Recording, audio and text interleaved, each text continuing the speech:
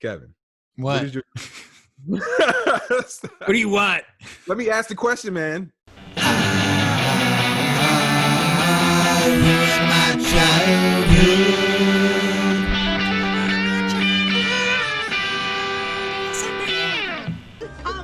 We fly! Yo, Kev, what is your favorite Kathy Najimy movie? Sister Act. Hi. Okay, what is your second favorite Kathy Najimy movie? Oh, it's this Hocus Pocus. Hocus Pocus. Kathy Najimy is a tour de force in this movie, bro. Yeah, I did not remember how good she was. I mean, people talk about how great Bette Midler is in this, and yeah, she's awesome. She kills it. She kills it. She kills kids. She's killing everything. But Kathy Najimy, unsung hero. Unsung hero, man. No one is singing her praises. No one is singing about her, and they need to. I know. We need more songs about Kathy Najimy. Ed Sheeran, get on that. What are you doing? Nothing. Anyways, happy Halloween, everybody. Welcome to I Ruined My Childhood. Today we're revisiting the 1993 Disney classic, the legendary, you know it, you love it, Hocus Pocus. This is a very, very spooky episode. Yeah, a spooky episode for spooky times in more ways than one. Kev, what did you remember about this movie going in?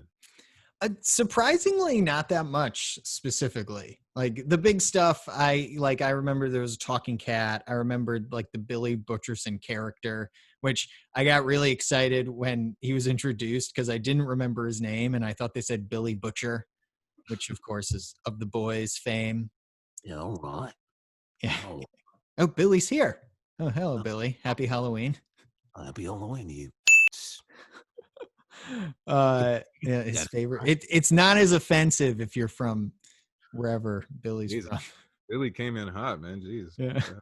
But I feel like there were two kinds of movies that we watch on this show, at least the ones that I've seen before we watch them. It's like there's ones that I remember well and I look for the moments I remember. And then there's ones where I've like kind of forgotten everything and it's like rediscovering it. And this was definitely that second kind. Man, I remember damn near everything about this movie. It felt like I had just seen it last year, which is probably the case because I probably see it every single year. But even if I hadn't, it's so memorable. There's so many. It's like a candle, you know. When you smell a certain smell, it's like a rush of memories that comes back to you, and that's what this movie is. You know, it's the movie for the season. I feel like, and even more so than Halloween. Yeah, it had been a long time since I had seen this. Right. Yeah. And so I want to talk a little. Let's start with the beginning of this movie. It is Salem in the 1600s, Massachusetts, and the shirts are flowing. So flowy, like a curtain in the breeze, man. You could sleep in them. I know. Seinfeld is jealous of these shirts. The puffy shirt, Seinfeld? Yeah. That's a puffy shirt. This is like a kind of a puffy. Yeah. It doesn't really. He didn't even like that shirt. Listen, these are shirts. That was a shirt. Don't overthink it. It's fine. All right. Fair enough. Sure. Anyway, people are wearing shirts in this, and there are three witches in this. There's Bette Midler, Kathy Najimy, and Sarah Jessica Parker. They're stealing children's souls. Sarah Jessica Parker. She's the Valley Girl one. She's obsessed with boys, kissing boys. It's really pushing the envelope for Disney, I'd say. Yeah, there is surprisingly like some sexy stuff going on in this movie. It might be the only Disney movie to reference virgins. Yeah, a lot of virgins. There's horny bus drivers. The mom is dressed up as Madonna for the Halloween party, and it's like early 90s sexy Madonna too, not like crazy 2020 Madonna. So yeah, sex exists in this world. It's the real world, magical realism, Hocus Pocus. That's what makes this movie so terrifying. It's so real.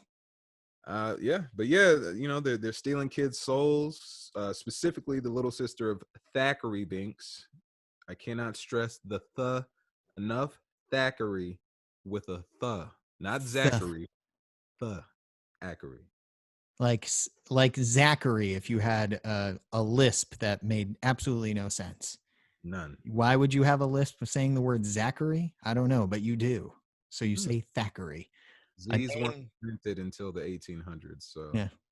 uh, Is a name never used before or after this movie.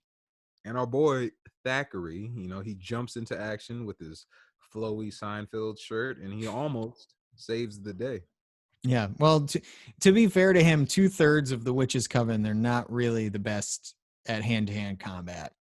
Yeah, the two Sanderson sisters who aren't Bette Midler. I don't remember their names. Let's just call them Sarah and Mary. That might actually be their names. There is their names. Okay, oh, perfect. They're pretty incompetent. Yeah, but it's okay because apparently Bette Midler's character, Winifred, she has Palpatine force powers and it just completely knocks out Thackeray. And as soon as she did that, I wrote down in my notes, why did she not do that immediately? And why doesn't she just always do that? It's pretty powerful, man. And it takes him out, like fully takes him out. Like minutes later, he still can barely stand up. It's like the townspeople show up to stop them. It's just like Palpatine force power, zap. It's like, oh, we need another child for their soul. Oh, Palpatine force power, zap. It's like no fuss, no muss. Like, why is this even a movie? Like, exactly. That should have been it. Yeah, the whole that's the town. end of the story. That's that would be a scary movie. That's Took over the world. They just killed that little girl and the whole town. Jesus. Yeah. Anyway, they turn Thackeray into a cat and then they die. Great. Or is it? They return 300 years later when the town virgin Max lights a candle. Max, who's too cool for Halloween. So cool, man. He's so cool. He asked the girl out in the middle of class after she just made fun of him in front of everybody. It was really impressive. Just the irrational confidence through the roof on that one. But one of the things that I thought worked really well once we got to present day in this movie was all the fish out of water stuff with the witches. Like Max tricking them when they first return. He uses the sprinkler system in the museum to make them think that he has magical powers. Like all that stuff. He makes fire in his hand. The firemen that they think are witch hunters, the trick-or-treaters that they think are hobgoblins and little monsters just running around. Yeah. I really like the way that Bette Midler just said hobgoblins. I thought it was really good. But there's the moment in the same scene where this little girl who's dressed as an angel goes, "I bless you," and they freak out. It was great. Yeah, all that was really dope, man. That was like the heart of the movie right there. Same sisters, man, they're killing it, bringing it. Kathy Najimy especially. Yeah, right in that vacuum cleaner into legend. Kathy comedy heaven. So one thing that didn't really add up for me is like to take it back to the scene where Max asked that girl out is they're in school and it is Halloween day and the teacher is dressed up like a witch and she's telling the class the story of the Sanderson sisters, local folklore. Doesn't sound that weird until you consider the fact that Max is in like 11th grade. Like what class is this in school that they're covering local legends? Like, ma'am, this is AP Calc. I really need to get this college credit. Oh, I got a 200 on my SATs, but I can tell you all about the Sanderson sisters. So obviously, I'll just ask me when you want me to start. Do you have 20 minutes to spare? Yeah, we should also mention, speaking of the school element of the show, the school bullies, the worst bullies in the history of cinema. Yeah. Jay and Ice. Jay, who's giving Max a hard time for being from California.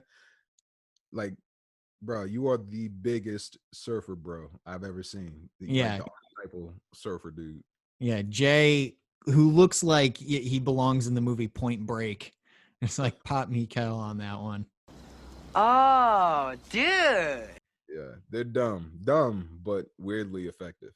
Yeah, like they're able to get his shoes, his candy. They're like Disney Channel bullies, though. Like this is Disney Channel movie before there was Disney Channel. I mean, they're mean, but they're goofy about it. They're not like the bullies from It. Like, could you imagine? Jesus. God. Yeah, no, definitely not. Shut up! One thing I noticed though, it was a little thing. It was small, but there was a little moment where the witches go into the guy's house who they think is Satan. Yeah, then Penny Marshall is his wife. She's Medusa. Yeah, yeah, and Rob Marshall too. Great cameo. Yeah. But they leave their flying broomsticks outside, and these three little girls who are trick or treating, they come out and they take the broomsticks, and it's off screen. You don't see it, but you hear the sound effect of these three girls flying away on the Sanderson sisters' broomsticks. Yeah. Yeah, I wrote that down too. Like, bro, what happened there? Like, that's a whole spinoff right there. How come no one in Salem is talking about three missing little girls that they thought there are reports of them flying over the town on broomsticks? Where did they go? Oh, that's the sequel, Hocus Pocus 2, which is in Europe. Maybe. Witches Take Manhattan. So maybe the most memorable scene in this movie is the big Halloween party that the parents go to. Yeah, the musical number. Yeah, with Bette Midler performs "I Put a Spell on You," and it slaps. I can't remember for sure, but I'm gonna go ahead and say I probably didn't appreciate how good that performance or that scene was when I first saw this movie when I was like 7 or however old. Damn, it's really good, bro. Yeah. Still good. There's some good costumes at that party too. I don't know if you noticed. There was a guy, and I doubt you would have noticed this. I only noticed it because I'm a crazy person. But in the background, I think he's dressed as Bruce Lee's character Kato from the Green Hornet. And he is a terrible dancer. I didn't catch it. Yeah. Wow. It is a sight to behold. I will. Yeah. I'm just gonna. The YouTube viewers are seeing it now. Yeah, I got to go back. I love bad dancing. Well, while we're talking about loving things, you know what I love, Kev? Oh, what's that? Liking this video. Ooh, commenting, subscribing. Yes, do it. Do it right now. Like, comment, and subscribe, people. You know you want to. One thing that did throw me a little though was Thackeray Binks, and again, Thackeray. Flowy shirt, weird name. What else? He's played by a live person. Yeah, at the beginning, yeah. You know, and when he's a cat, he's voiced by another person. But the same person that voices him as a cat voices the teenage version of him. It's this one grown-ass man voicing this kid. I failed Emily. Emily. Yeah, so like throughout the whole movie. I did not catch this. So they dubbed the kid actor. They did for no reason. They must have hated the kid. They was just like, yeah, kid, you got the look, but your voice. Ugh. So we're gonna hire this grown ass man to voice you. Cool. Action. While we're talking about little weird things, this movie falls victim to a common trope in movies with supernatural stuff that always annoys the hell out of me. Pay attention, kids. Something that annoys Kevin. Oh yeah, here it comes. You better take a picture of this, record this, because it's not often that I complain about things. Yeah, so Max and his sister and the love interest, Allison, they're going around. They're getting chased by the Sanderson sisters, and they're trying to warn people about the witches, which, you know, you want to do. But instead of telling people, hey, there are these 3 crazy ladies, they're after us, they think they're actual witches, you know, they're trying to kidnap children, they go around telling people that there are 300-year-old witches back from the dead for real. Like, you got to know what you can sell to the public. You got to lie, little kids. Yeah, but if there's any town to tell people that there are 300-year-old witches chasing you, it's Salem, Massachusetts, where they teach that in AP calculus. Also, yeah, it's true. Kevin, this is a Disney movie, man. We can't encourage the kids to lie. You gotta think of the children, man. I am thinking of the children. If they don't learn to make their lies believable now, they'll never be able to falsely accuse anyone of being a witch in the future. I mean, I guess. Well, I'm glad I convinced you. Sounds like you're very convinced. I'm glad I convinced you.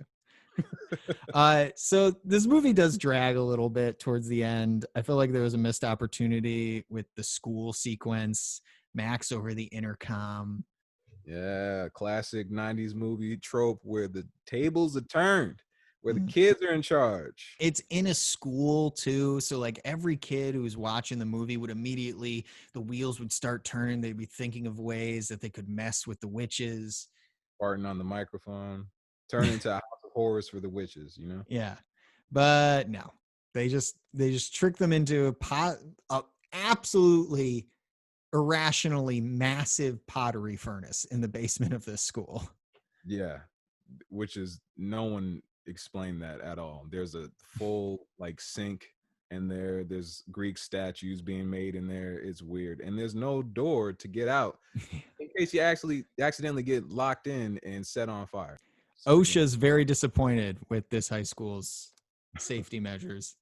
So they burn up the witches, only they don't, because the witches come back, because that's not how you can kill them. all they had to do is sit, chill, wait until daylight, which is like 3 more hours, Not and even, not I open the don't book. think. Not even. Just Yeah. don't open the book, and they're good. But of course, they open the book. Yep. And then there's a big chase. They go through, and they end up back at the cemetery, which is like, we're retracing our steps at this point. Like, come on, movie. Should have stayed at the school. Should have stayed at school. Message. But should have stayed in school. Another message: don't open a book. Yeah. Don't open a book with an eyeball on it. Don't take that risk. You don't know what's coming to get you. Hey kids, be smart. Don't open the book. Yeah. But yeah, so they're ultimately, shock of the century. They are able to stall, and the sun comes up, and the 24 hours or whatever, the one night the witches have to get a soul expires, and all the witches explode, and it's a happy ending. Real quick though, did you notice how the witches, especially Winifred, was suddenly like super aware of modern stuff? You know what I'm saying? Like she was chasing them in the car, and she was telling them to pull over when they're in the car. Yeah, she told them they were resisting arrest, which is like, how does she even know those words? Like, how she just not like, get out of that devil contraption, you sorcerer? Yeah, I don't know, man. But it was maybe it was in her book. So, Devin, it's that time. Yeah. Did rewatching Hocus Pocus ruin your childhood? No, man, not at all. This was dope. This was fun. I do this every year. Bette Midler was good. Sarah Jessica Parker was good. Kathy and Jimmy was great. Can't say enough about Kathy and Jimmy, man. The physical comedy, the stuttering, the looks, the screaming at the kid on the TV, hilarious. It did drag a little bit toward the end, though, I will say. Yeah. It was a good experience to get to go back to my childhood, man. Yeah, I agree. This did not ruin my childhood either. I think all of that was spot on. It's like rewatching this really reminded me a lot of like being in 4th or 5th grade around Halloween, and the leaves are coming off the trees, and you're thinking about candy and the costume you're going to wear. Speaking of, did you ever have any memorable costumes when you were a kid? Yeah, man. I was a pirate when I was 8. It was actually the same day I hurt my arm, and I was in a cast, and it was the same arm that I had a hook on, so it was perfect. I was method. Serendipitous. Yeah, exactly. My mom would make all my costumes, so I was like never like a Power Ranger or anything like that. And I remember one year I was Swamp Fox. You're what? Yeah, that's the appropriate reaction to that. I was a real historical person named Swamp Fox. He was a Revolutionary War guy. I think his real name is Francis Marion. And he was like, the movie The Patriot was loosely based on him. He was a pioneer of guerrilla warfare. So like a war hero, I guess, but like not exactly the best role model for a child. But I knew him because there was this old Disney show from like the early 60s, I think, about him, and it starred Leslie Nielsen as Swamp Fox. Look at gun. Leslie Nielsen, the man. Yeah. Airplane. Yeah. Disney Channel didn't used to have all that much original programming. Like it was all old cartoons and old black and white TV shows. And so like in the early 90s, they just throw up reruns of like these old American propaganda stuff. None of what you said sounded like the early 90s. That sounds like 1974. But all right, man. A simpler time nonetheless. It was a simpler time for simple people. And on that note, that's the end of our episode. Have you rewatched Hocus Pocus for Halloween this year? What did you think of it? Does it hold up? Do all these baiting questions to try and get you to comment annoy you? Comment and tell us. Yes. Hate mail. Until next time, everybody. Peace.